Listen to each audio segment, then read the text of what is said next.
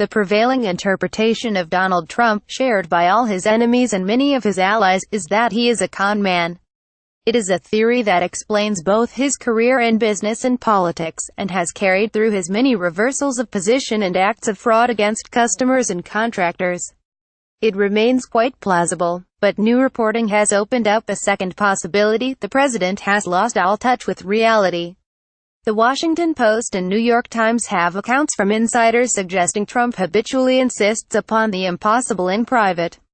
He does not merely tell lies in order to gull the public, or to manipulate allies.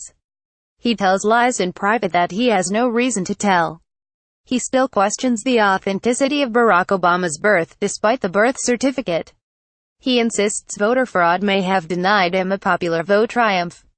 He tells people Robert Mueller will wrap up his investigation, with a total vindication of the president, by the end of the year. He questions whether the Access Hollywood tape, on which he was recorded boasting of UAL assault, is even him.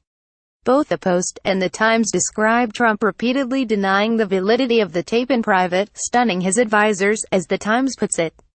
It is of course entirely possible that Trump is lying to everybody, including his own staff.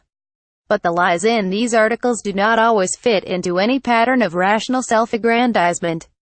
Trump tells senators or his aides the Access Hollywood tape is not him, but they don't believe him. He has no reason to bring up the birth or fabrication in private. His apparent belief that Mueller will complete his sprawling investigation by the end of the year is not only pointless but self-defeating. Rather than prepare allies for a long defense, he is preparing them for a fantastical scenario. It is also further evidence that when Mueller fails to vindicate him by the new year, Trump will lash out wildly, firing him, Jeff Sessions, or others. If Trump actually has the ability to convince himself of his own lies, it would suggest a possibility far more dangerous than even his critics have previously assumed. He might be in the grip of a mental health issue, or at least one more serious than mere sociopathy. And the mutterings that he might need to be removed from office through the 25th Amendment could grow more serious than many of us expected.